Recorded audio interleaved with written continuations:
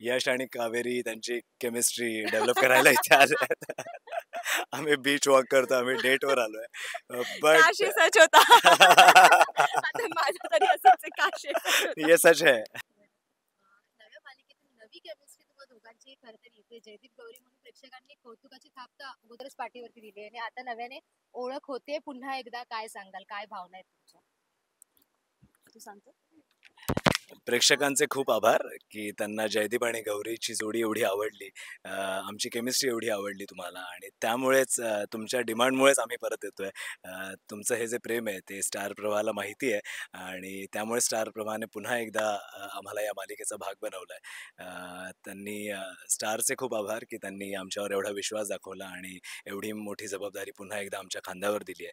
So मी फक्त एवढंच म्हणेन की जसं प्रेम तुम्ही जयदीप गौरीला दिलं त्यापेक्षाही जास्त प्रेम यश आणि कावेरीला द्या.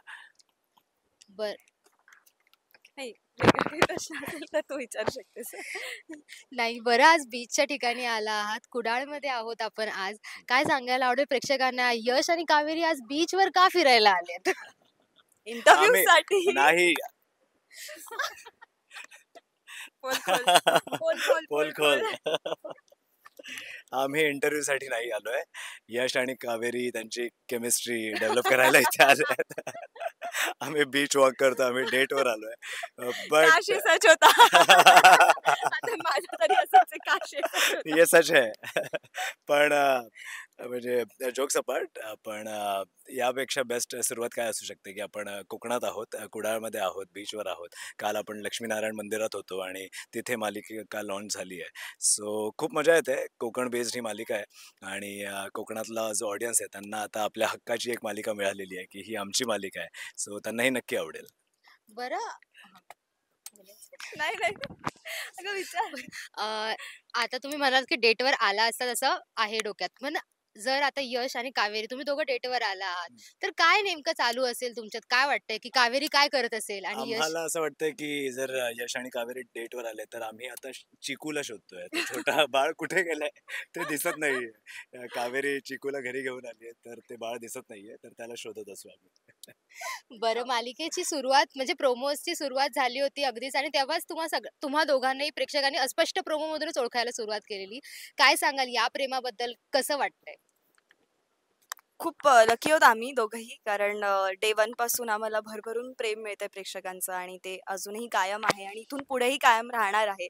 आणि ते आम्हालाही कळतंय रोज की ते रोज वाढत चाललंय. त्याचाही खूप आनंद आहे आणि जबाबदारी पण आता वाढली याची एक जाणीव आहे. त्यामुळे आम्ही पुन्हा एकदा सज्ज आहोत तुमचं मनोरंजन करायला, कारण तुमची इच्छा होती आम्हा दोघांना पुन्हा एकदा एकत्र काम करताना बघण्याची. ती इच्छा आता फायनली पूर्ण होते.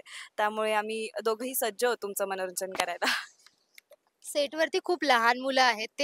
त्यांच्यासोबत ॲडजस्ट करणं किंवा काम करणं ऑलरेडी तुम्हा दोघांना एक छान एक्सपिरियन्स आहे. तर आता हे नव्याने किती छान वाटतंय कारण बरीच लहान मुलं आहेत म्हणून. इन्क्लुडिंग अस. आम्ही सुद्धा खूप हो. लहानच आहोत.